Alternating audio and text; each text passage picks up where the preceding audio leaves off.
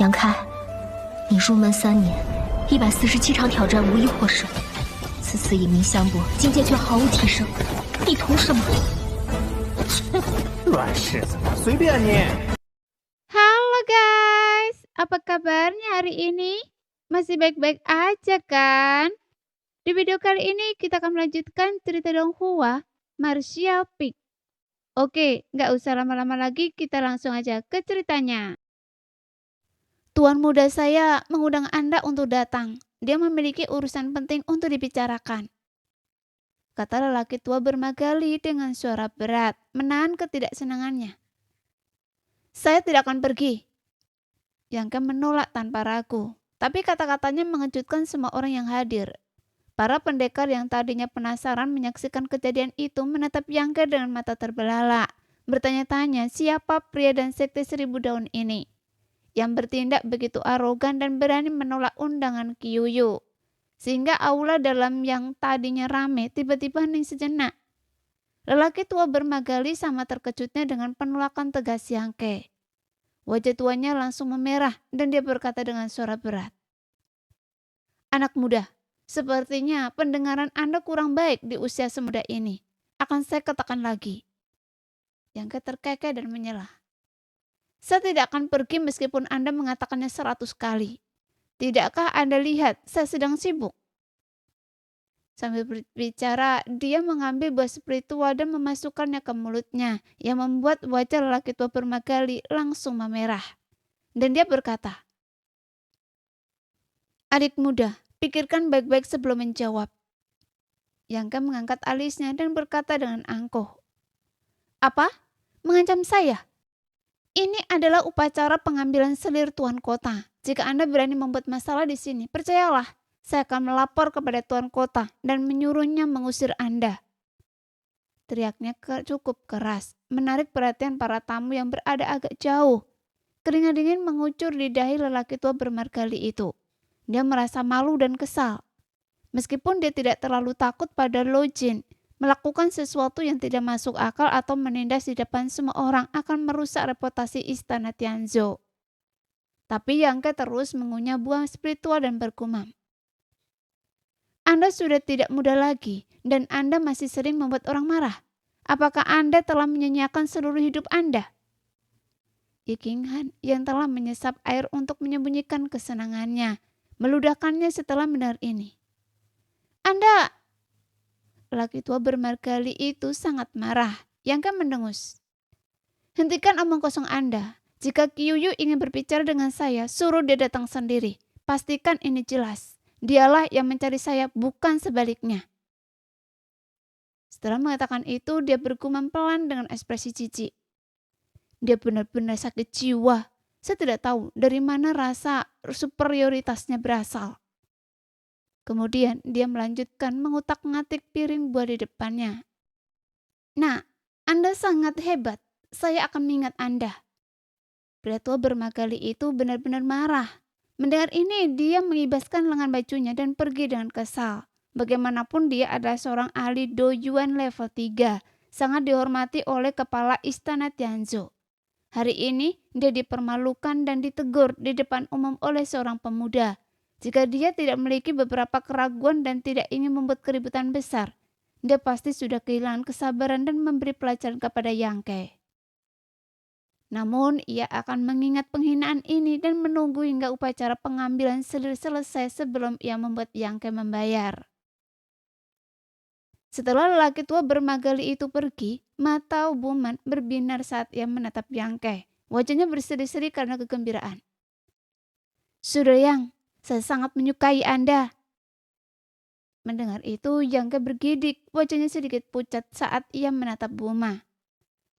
"Saya hanya tertarik pada wanita." Wuma langsung merasa malu. Ia berkata, "Sudah Yang, bukan itu maksud saya. Maksud saya, apa yang Anda lakukan barusan sangat memuaskan."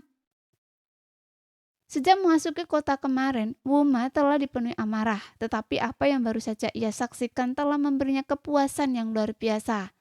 Para murid sekte 1000 daun memiliki banyak kekhawatiran.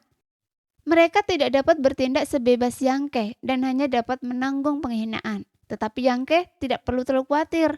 ia dapat melakukan apapun yang ia inginkan. Dusian meskipun juga tampak lega, agak khawatir. Lagi pula Yangke telah mempermalukan lelaki tua bermagali di depan umum dan tidak pasti apakah istana Tianzhou akan membiarkan masalah ini begitu saja. Terlebih lagi, istana Tianzhou dan kota Tianhe sekarang bersekongkol. Jika mereka sampai menyabotase kepulangan mereka ke sekte Qianye, masalahnya akan sangat besar. Saat ia sedang khawatir, ia merasakan sepasang tangan lembut menggenggam tangannya yang besar. Dusian mendongak dan melihat Ye Qinghan tersenyum padanya berbisik. Kakak senior, jangan khawatir, tuan muda yang punya alasannya. Ekspresi Dusian berubah meskipun ia tidak tahu mengapa Ye Qinghan begitu percaya pada Yangke. Ia tetap terharu dan mengangguk sedikit, merasa lega. Sementara itu lelaki tua bermagali kembali ke sisi Qiuyu dan membisikkan sesuatu di telinganya.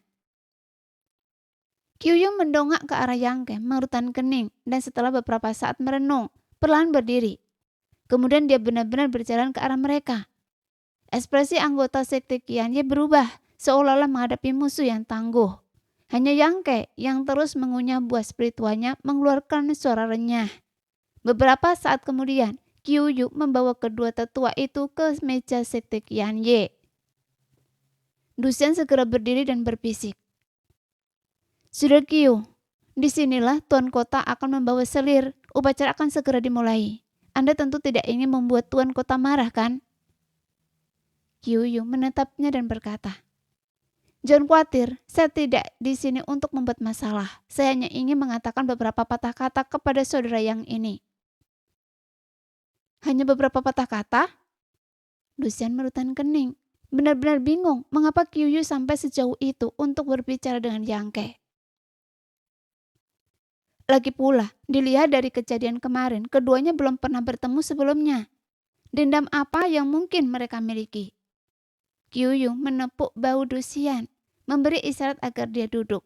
Kemudian dia berjalan ke sisi Yangke dan mengedipkan mata pada murid sekte Qianye untuk duduk di sebelahnya.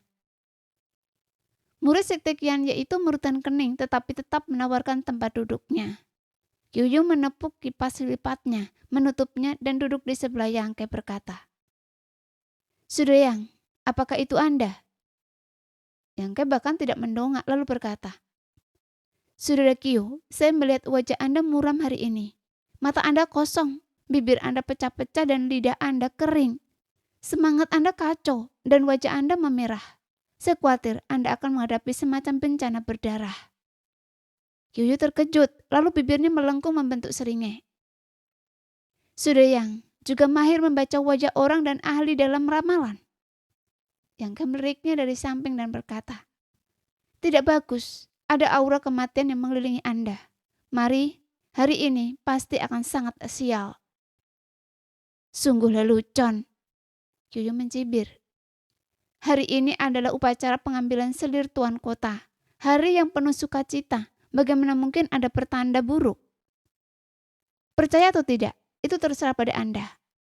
Kata Yangke dengan acuh tak acuh. Qiuyu sedikit mengerutkan kening dan berkata, lalu, menurut pendapat saudara Yang, bagaimana ini harus diselesaikan? Cepat kemasi barang-barang Anda dan pergi dari sini. Kata Yangke dengan santai, lalu menatapnya dengan jijik.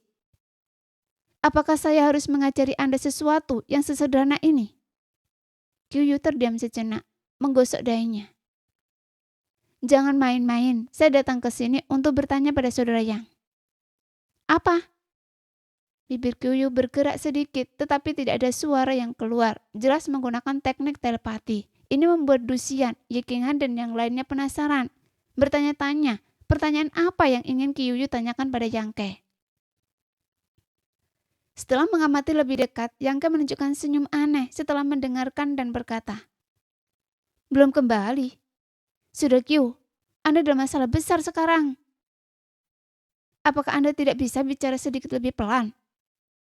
Qiu menggertakkan giginya menatap cacam Yangke. Yangke mengangguk. Baiklah. Dia juga mengirim suaranya berkata, gadis bernama Luo Bing itu belum kembali sejak dia pergi keluar bersama Anda kemarin. Apakah Anda yakin? Qiu mengangguk dan berkata, Saya pergi mencarinya tadi malam, tetapi pelayan pribadinya mengatakan dia belum pulang. Saya pergi mencarinya lagi hari ini, tetapi dia masih belum ketemukan. Yangke tertawa. Tuan kota tidak menyadari hal ini kan? Kyuyu menjawab. Apa yang akan terjadi jika tuan kota tahu? Dia memiliki 14 selir, namun dia tidak memiliki ahli waris. Hanya satu putri yang sangat dia sayangi. Jika dia tahu Lo Bing hilang, kota Tianhe akan dilanda kekacauan. Dan kita berdua tidak bisa duduk di sini dengan tenang.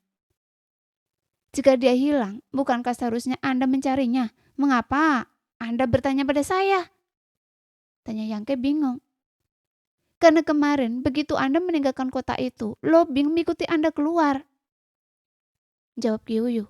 Yangke menyipitkan matanya dan berkata, Sudah Kyu, apakah itu berarti saya menculik Nona Lo Bing? Akan lebih baik jika Anda tidak melakukannya. Saya hanya berharap dia kembali dengan selamat hari ini. Jika demikian, semua pelanggaran masa lalu akan diampuni. Tetapi, jika dia kehilangan sehelai rambut pun, saya akan membuat orang yang menyakitinya menderita siksaan paling mengerikan yang bisa dibayangkan. Kata Kyuyu, matanya dipenuhi dengan niat membunuh. Yangka mencibir. Sudah Kyu, Anda telah mengancam orang yang salah. Setelah meninggalkan toko itu kemarin, saya langsung kembali ke Menara Tian Kue dan tidak melihat Nona Lo Bing. Anda bisa memverifikasi ini dengan orang-orang di Menara Tian Kue atau bertanya kepada sekte 1000 daun yang lainnya. Selain itu, saya baru di sini dan tidak menyimpan dendam terhadap kota Tianhe. Mengapa saya harus membuat masalah untuk Nona Lo Bing? Benarkah? Tatapan Kyu menajam. Yangke mendengus. Jika Anda yang benar-benar menyinggung saya sendiri akan membuat mereka tahu akibatnya. Apakah Anda pikir saya akan melakukan sesuatu yang hina seperti menculik anak seseorang? Ekspresi Kyuyu berubah dan dia berkata, Baiklah, saya percaya pada Anda. Meskipun saya belum sering bertemu saudara Yang, saya tahu kepribadian Anda yang jujur. Anda seharusnya tidak begitu hina. Namun, jika saudara Yang memiliki berita tentang Lo Bing, pastikan untuk memberitahu saya. Dan saya akan sangat berterima kasih. Tentu. Yangke mengangguk sedikit. Selamat tinggal. Kyuyu menangkupkan tangannya dan hendak berdiri. Namun Yangke mendorongnya kembali ke kursinya. Kakak Yang, ada lagi? Tanya Kyuyu sambil merutan kening. Tidak banyak, hanya ingin meminta sedikit bantuan kakak Kyu. Yangke terkekeh. Senyumnya penuh kelicikan dan tipu daya yang membuat jantung Kyuyu berdebar kencang. Firasat buruk muncul dalam dirinya. Bantuan apa? Tanya Kyuyu dengan suara rendah. Yangke berkata, Bisakah Anda membantu kami pindah tempat duduk? Tanya Kyuyu mencurigakan. Pindah tempat duduk? Benar? Yangke mengangguk tersenyum tipis. Pencahayaan di sini tidak terlalu bagus dan saya tidak suka. Saya ingin pindah ke tempat yang lebih terang.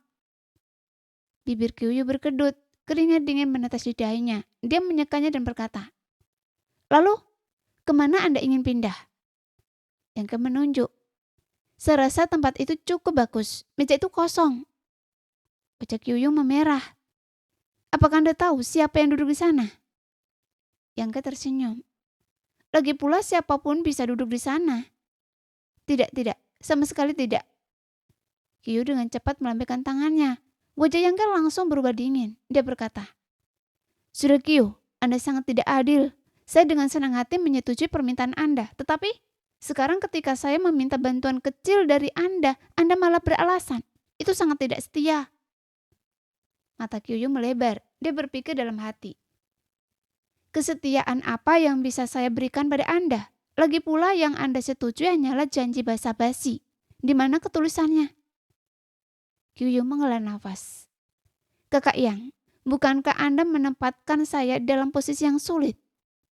Yangke tertawa. Jangan terlalu formal. Ini hanya bantuan kecil untuk Anda. Bukannya saya meminta Anda untuk telanjang dan berlarian di sini.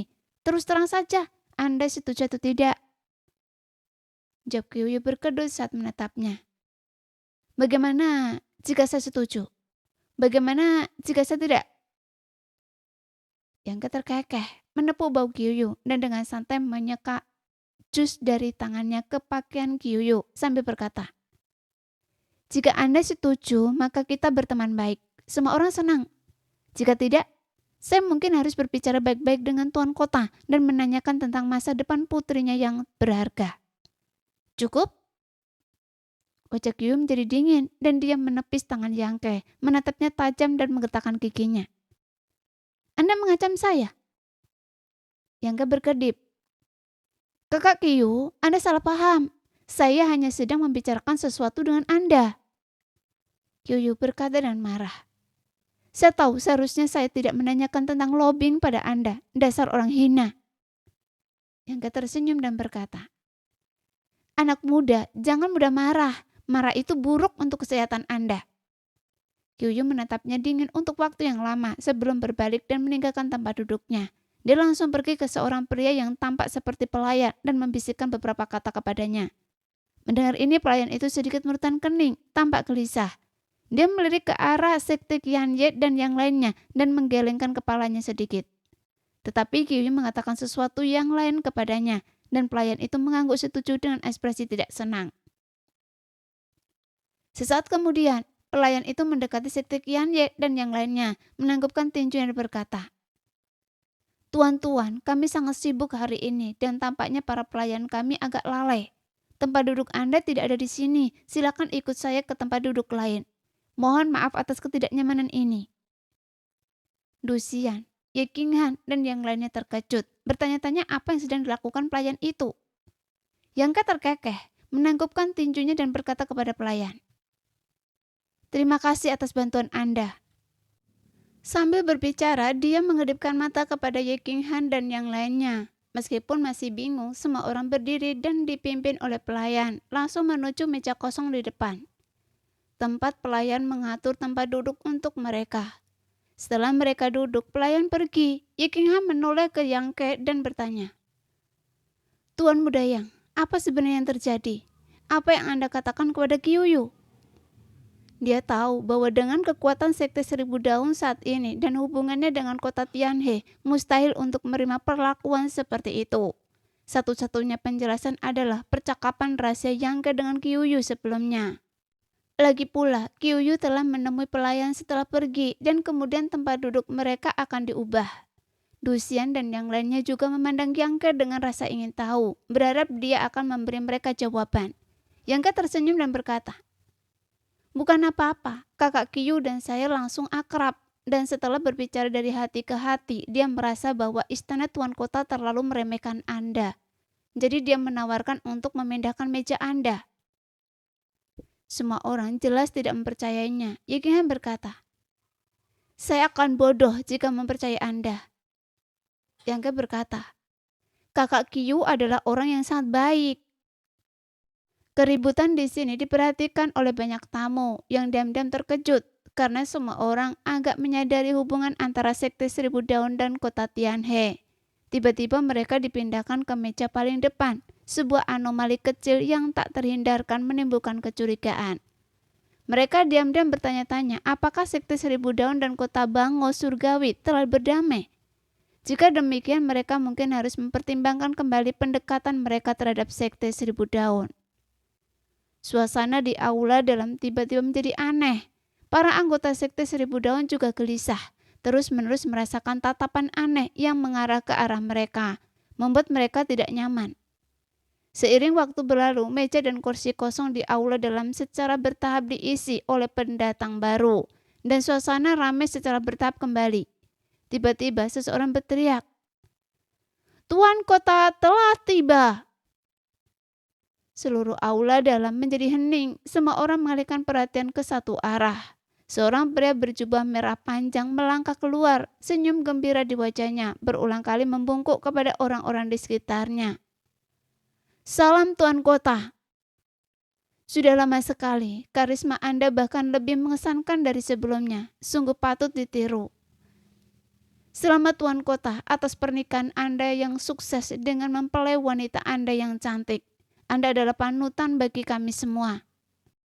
Pada kesempatan yang menggembirakan ini, kami mendoakan Anda kesehatan yang baik, kemakmuran dalam seni bela diri, keturunan yang banyak, dan keluarga yang abadi. Para tamu dari segala arah menyampaikan ucapan selamat mereka. Wajah mereka berseri-seri dengan senyum, melakukan yang terbaik untuk menyanjung. Pria berjubah merah panjang itu juga terlibat dalam basa-basi yang tak ada habisnya. Senyumnya sangat ceria. Apakah ini Lojin? Mata Yang Ke melebar dan dia berbisik kepada Ye King Han. Ye King Han mengangguk dengan wajah muram. Memang benar dia. Bibir Yang Ke berkedut. Jika Anda tidak mengatakannya, saya akan mengira itu ayah Lojin. Ini juga pertama kalinya Yang Ke melihat penguasa kota Tianhe. Dia berpikir bahwa pria ini yang bisa memiliki 15 selir pasti memiliki cara untuk mempertahankan penampilan mudanya dan penuh energi. Bahkan dengan kultivasi tingkat 3 sumber do, dia pasti tidak akan terlihat terlalu tua. Tetapi orang yang dilihatnya di hadapannya ada seorang pria parubaya dengan rambut tipis dan beruban. Meskipun dia sudah memiliki kultivasi yang cukup tinggi, ki dan darahnya lemah dan tidak stabil. Dia jelas berada di usia senja dan tidak memiliki harapan untuk maju ke alam kaisar dalam hidup ini. Jubah merah panjang yang dikenakannya hanya semakin menonjolkan usia tuanya. Anak perempuan siapa ini? Mereka pasti buta. Wuma juga menggelengkan kepalanya berulang kali, merasa sedih untuk wanita yang menikahi Lojin hari ini. Diam, atau Anda akan mendapat masalah. Dusian melotot ke arah Wuma dan berbisik. Anda tahu betul bahwa tak satu pun selir Lojin menikah dengannya secara sukarela. Wuma mendengus. Mereka telah melakukan terlalu banyak hal buruk, menindas pria dan wanita. Itulah sebabnya mereka tidak pernah memiliki ahli waris. Kebaikan dan kejahatan akan mendapatkan balasannya pada akhirnya. Siklus karma itu nyata. Anda masih berani bicara? Wuma cemberut. Baiklah, saya tidak akan bicara lagi. Suasana menjadi meriah dan sangat meriah. Setelah beberapa saat sebuah suara berteriak. Waktu yang baik telah tiba. Seketika alat musik tiup dan genderang di sekitarnya bergemuruh, seolah mencoba mengangkat atap. Wajah Lojin juga berseri-seri. Dia merapikan pakaiannya dan melihat ke arah pintu sambil tersenyum. Semua orang mengikuti pandangannya. Mereka semua melihat ke arah itu, masing-masing dengan senyum di wajah mereka dan mata penuh harapan. Seolah-olah alunan musik merdu terdengar dari luar. Dan bersamaan dengan suara musik itu, iring-iringan pengantin perlahan-lahan terlihat. Dengan seorang wanita berpakaian seperti mak comblang berjalan di depan. Dengan pinggangnya yang besar bergoyang. Wajahnya dihiasi senyum manis yang menjijikkan. Ia berjalan perlahan ke arah mereka di samping tanduk pengantin beroda 4. Memamerkan pesonanya yang luar biasa. Di belakang tanduk itu diikuti oleh anak laki-laki dan perempuan yang terus-menerus menaburkan kelopak bunga dari keranjang mereka. Kemanapun tanduk itu lewat, kelopak bunga menutupi jalan. Dan udara dipenuhi aroma harum. Setelah barisan anak laki-laki dan perempuan pembawa keranjang bunga, dua barisan anak laki-laki dan perempuan, masing-masing membawa lentera, mengikuti di belakang. Lentera-lentera itu tertuliskan kalimat-kalimat keberkahan seperti 100 tahun harmoni dan pernikahan bahagia. Setelah mereka datanglah proses pernikahan. Seluruhnya terdiri dari perempuan, masing-masing dan air mata mengalir di wajah mereka. Mereka tampak seperti keluarga mempelai wanita. Jarak pendek beberapa puluh kaki membutuhkan waktu selama secangkir teh penuh untuk ditempuh sebelum tanduk pengantin tiba di pintu masuk aula dalam. Turunkan tanduk, teriak seseorang. Dan tanduk itu berhenti dengan mulus. Mak Jomblang melangkah maju mengangkat tirai dan mengulurkan tangan ke dalam. Seketika sebuah tangan yang cantik dan lembut diletakkan di atasnya. Tangan itu saja sudah cukup untuk membuat mata banyak pria berbinar. Tangan seperti Gio itu tanpa celah, kulitnya seputih salju, tampak cukup rapuh untuk patah hanya dengan sentuhan. Membangkitkan fantasi dan pikiran bahwa seorang wanita dengan tangan seperti itu pasti sangat cantik. Namun, wanita ini akan menjadi selir ke-15 Lojin. Sebuah situasi yang benar-benar disesalkan. Dipenuhi dengan rasa iri dan cemburu. Kemudian sebuah sepatu bersulam merah besar muncul dari tandu, mendarat di karpet merah di pintu masuk. Baru kemudian sosok yang sangat cantik itu terlihat. Pengantin wanita mengenakan mahkota ponik dan kerudung merah. Gaun pengantinnya disulam dengan ponik emas yang siap terbang. Rumbai-rumbai permata dari mahkota ponik menutupi wajahnya yang memikat. Pada saat ini banyak orang mengutuk dalam hati. Alasannya sederhana. Mahkota ponik dan kerudung merah di kepala pengantin wanita tampaknya memiliki kekuatan untuk menghalangi deteksi indera ilahi. Jelas sebuah harta karun yang luar biasa. Semua pendekar yang mencoba mengamati wajah pengantin wanita secara diam-diam terhalang oleh penghalang tak terlihat. Tidak dapat melihat apapun di dalamnya. Lojin tampaknya tahu apa yang dipikirkan semua orang. Setelah melirik ke sekeliling dan mengeluarkan peringatan diam-diam, dia tersenyum puas. Yangka juga merutkan kening, tanda tidak setuju. Sama seperti orang lain, dia diam-diam melepaskan indera ilahinya untuk mencoba melihat seperti apa rupa pengantin wanita. Tetapi usahanya terhalang oleh harta karun rahasia. Harta karun ini cukup ampuh. Jika dia secara paksa mengaktifkan indera ilahinya, dia bisa menembusnya dan melihat wajahnya. Namun ini adalah upacara pengambilan selir, dan melakukan hal itu pasti akan menarik perhatian dan menimbulkan masalah yang tidak perlu.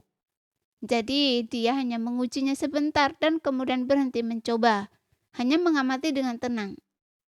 Pada saat ini, didukung dan dipimpin oleh Mak Comblang, pengantin wanita berjalan selangkah demi selangkah menuju aula dalam. Meskipun wajahnya tidak terlihat jelas, garis samar yang terlihat di bawah gaun pengantinnya masih menunjukkan bahwa dia adalah wanita dengan sosok yang cantik dan pembawaan yang anggun. Saat Yangka memperhatikan, dia tiba-tiba merutkan kening, seolah-olah dia merasakan ada sesuatu yang tidak beres. Tetapi dia tidak bisa memastikan apa itu. Lebih penting lagi, jantung berdebar dan kegelisahan yang dia rasakan kemarin tiba-tiba kembali, menyebabkan dia merutkan ke alisnya. Berbalik untuk melihat Ye Qinghan dan yang lainnya, dia melihat mereka sama sekali tidak menyadarinya. Namun, pemandangan di hadapannya seolah membangkitkan kerinduan yang mendalam di dalam diri Ye Qinghan. Menatap calon pengantin yang mendekat, matanya yang indah dipenuhi antisipasi, seolah-olah ia sedang berfantasi tentang suatu hari nanti dapat mengenakan mahkota ponik dan gaun pengantin yang sama, menikahi orang yang paling dicintai. Ia diam-diam melirik Dusian, wajahnya sedikit memerah. Tak lama kemudian rombongan akhirnya sampai di aula dalam. Mak Comblang menyerahkan pita kepada Lojin sambil tersenyum. Tuan, saya mempercayakan calon pengantin ini kepada Anda. Anda harus memperlakukannya dengan baik mulai sekarang. Lojin tertawa terbahak-bahak. Saya tentu tidak akan membiarkannya menderita perlakuan buruk sedikit pun. Mak Comblang berkata, calon pengantin ini sangat beruntung. Mengapa hidup saya begitu sial? Tidak pernah bertemu pria seperti Anda, Tuan. Rombongan itu langsung tertawa terbahak-bahak, menciptakan suasana yang meriah. Di dalam aula, Lojin sambil memegang pita pengantin tersenyum tipis dan berbalik untuk masuk ke dalam. Pada saat itu, seorang pria tua berambut abu-abu tiba-tiba berdiri dari meja di sebelah kiri Yangke dan yang lainnya. Tersenyum sambil berjalan ke arah mereka berdua dan berhenti di depan mereka.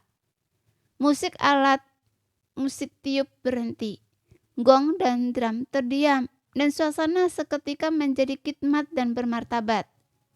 Pria tua itu tersenyum dan berkata, merupakan kehormatan besar bagi saya untuk menyaksikan pernikahan ini untuk Tuan Kota. Dia berhenti sejenak sebelum melanjutkan. Pada hari yang penuh berkah ini, kalian berdua berbahagia dalam pernikahan. Semoga kalian berdua menjalani kehidupan yang penuh kasih dan harmonis bersama. 100 tahun keharmonisan dan saling menghormati. Apakah kalian berdua setuju? Lojin tersenyum dan berkata, saya setuju. Pria tua itu mengangguk dan berbalik ke arah pengantin wanita bertanya, dan Anda? Tubuh pengantin wanita yang lembut sedikit bergetar dan suara merdu terdengar dari dalam mahkota poniknya. Saya? Mendengar ini, ekspresi Yangke tiba-tiba sedikit berubah. Kegelisahan yang mendalam di dalam dirinya semakin meningkat. Ia merasa sangat familiar dengan suara itu. Sebelum ia sempat memastikan siapa pemilik suara itu, sebuah suara gemetar dan lembut tiba-tiba terdengar dari suatu tempat di dalam aula. "Saya tidak setuju." Kata-kata itu mengejutkan semua orang yang hadir. Semua mata tertuju ke sumber suara, bertanya-tanya siapa orang yang berani ini, yang berani mempermalukan penguasa kota di depan begitu banyak tokoh berpengaruh. Lojin dengan wajah yang dipenuhi amarah berbalik dan meraung. "Siapa yang berani begitu lancang?" Ekspresinya hampir berubah karena amarah. Hari ini adalah hari upacara besarnya untuk mengambil selir. Sebuah acara yang menggembirakan dan ia tidak pernah membayangkan itu akan hancur pada saat yang krusial ini. Niat membunuh yang mendalam melonjak dalam dirinya. Matanya berkilat dingin saat ia dengan hati-hati memeriksa arah dari mana suara itu berasal. Mendengus dingin. "Apa? Anda berani merusak momen bahagia saya, tapi tidak berani mengakuinya?" Seketika seorang tamu berteriak. "Berdirilah dengan patuh dan minta maaf kepada Tuan Kota. Mungkin Anda bisa diampuni. Jika Anda berani keras kepala hari ini, tahun depan akan menjadi hari peringatan kematian Anda." Lojin berkata, "Hari ini adalah hari bahagia saya, jadi saya tidak ingin mengambil nyawa siapapun. Jika Anda berdiri dengan patuh, saya tidak akan mempersulit Anda." Begitu dia selesai berbicara, seseorang tiba-tiba berdiri dari suatu tempat di kerumunan. Orang itu sepenuhnya tertutup jubah hitam, menyembunyikan wajah aslinya. Tetapi dilihat dari tinggi dan perawakannya, jelas dia adalah seorang wanita. "Tangkap dia!" Melihat orang itu berdiri, Lojin tiba-tiba melambaikan tangannya. Segera beberapa prajurit dari istana Tuan Kota bergegas menuju orang itu. Wanita itu berdiri di sana, tampak tidak terpengaruh, menyaksikan para pria hendak menangkapnya. Tiba-tiba dia mengangkat kerudung hitam dari kepalanya, memperlihatkan wajah aslinya.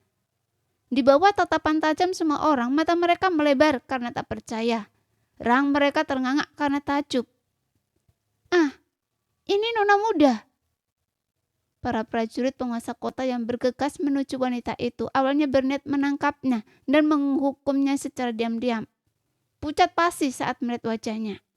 Mereka tiba-tiba menarik serangan mereka di udara, mendarat dengan canggung, benar-benar tercengang. Mereka menyadari bahwa orang yang telah mengganggu upacara pengambilan selir pada saat krusial itu tidak lain adalah nona muda penguasa kota Lobing. Qiuyu tiba-tiba berdiri, menatap Lobing dengan heran. Dia tidak pernah percaya Lobing telah berada di aula dalam selama ini, dan bahkan telah mengganggu upacara penguasa kota. Dia baru berpisah dengan Lobing kemarin, ketika dia baik-baik saja. Dia tidak mengerti mengapa dia melakukan hal seperti itu hanya setelah satu malam. Untuk sesaat, aula dalam menjadi sunyi senyap. Semua orang menatap Lobing dengan ekspresi aneh, bertanya-tanya apa yang sedang dia rencanakan. "Bing-er!" Lojin juga bergidik menatap Lobing dengan mata lebar. "Bagaimana bisa Anda..." Sebelum dia menyelesaikan kalimatnya, dia sepertinya tiba-tiba menyadari sesuatu dan berkata dengan suara berat, "Siapa yang menindas Anda?" Dia melihat mata putrinya yang berharga merah dan bengkak, jelas karena menangis lama dan suaranya serak. Jadi dia awalnya tidak mengenali suara Lobing. Dia secara naluriah berpikir bahwa seseorang telah menindas Lobing. Qiuyu menelan ludah pelan, takut Lobing akan menyebut namanya, menganggap bahwa kondisi Lobing sepenuhnya karena dirinya. "Tidak ada yang menindas saya." Lobing merutkan bibir merahnya. "Benarkah tidak ada?" Lojin menyipitkan matanya dan bertanya dengan suara berat. "Benar tidak?" Lobing menggelengkan kepalanya dan setelah beberapa saat hening berkata, "Ayah, saya punya permintaan untuk Anda." Lojin menghela nafas dan berkata, "Kita bisa membicarakan nanti. Anda harus kembali ke kamar Anda dan beristirahat." Ia sangat marah, menyalahkan Lobing karena begitu tidak pengertian dan mempermalukan diri di depan begitu banyak tokoh berpengaruh. Ia hanya ingin menyelesaikan upacara pengambilan selir secepat mungkin dan kemudian bertanya kepada Lobing apa yang sedang terjadi. Tanpa diduga, Lobing tidak menuruti perintahnya. Ia hanya menggelengkan kepala dan berkata, "Tidak, saya harus bertanya pada Anda sekarang. Akan terlambat jika saya menunggu lebih lama." "Bing-er!" seru Lochin dengan marah dan suara rendah. Lobing secara naluriah gemetar, tampak ketakutan, tetapi tatapannya tegas dan memohon saat ia menatap ayahnya. Melihatnya seperti itu, Lochin segera tahu ia tidak bisa membujuknya. Ia hanya bisa menghela nafas, tersenyum kepada para tamu dan berkata, "Mohon maafkan perilaku saya semuanya. Putri saya telah terlalu dimanjakan oleh saya, jadi ia agak nakal. Saya harap itu tidak merusak kesenangan kalian." Mendengar ini, semua orang merasa lega. Mereka sudah lama mendengar bahwa Lobing disayangi oleh tuan kota, tetapi mereka tidak menyangka akan sampai sejauh ini. Berani bertindak sembrono di upacara pengambilan salir. Mereka semua mengatakan tidak apa-apa, tampak sangat memperhatikan Lojin. Lojin kemudian menatap Lobing dan berkata, "Katakan apa yang Anda inginkan dari ayah, terutama saat ini. Jika terlalu sulit, lihat bagaimana ayah akan memperlakukan Anda nanti." Meskipun kata-katanya mengandung ancaman, wajahnya penuh senyum, jelas bukan tulus, melainkan ungkapan kasih sayang yang berlebihan. Para tamu juga tertawa ramah, memuji kasih sayang tuan kota yang sebesar gunung. Lobing menggigit bibir merahnya, menunjuk ke sisi Lojin dan berkata, "Ayah, saya mohon lepaskan dia." Kata-katanya membuat suasana meriah di aula dalam kembali menjadi sunyi mencekam. Banyak tamu ternganga, seolah tak percaya dengan apa yang mereka dengar, sementara yang lain tahu bahwa kemungkinan besar akan berakhir buruk, dan rasa gelisah merayap masuk saat mereka diam-diam mengamati ekspresi Lojin. Senyum Lojin langsung membeku, perlahan memudar. Wajahnya menjadi gelap dengan ekspresi yang hampir sedingin es. Matanya perlahan dipenuhi amarah. Setelah beberapa saat, Lojin berkata, "Bing-er, pergilah dan istirahat. Anda mungkin terlalu lelah."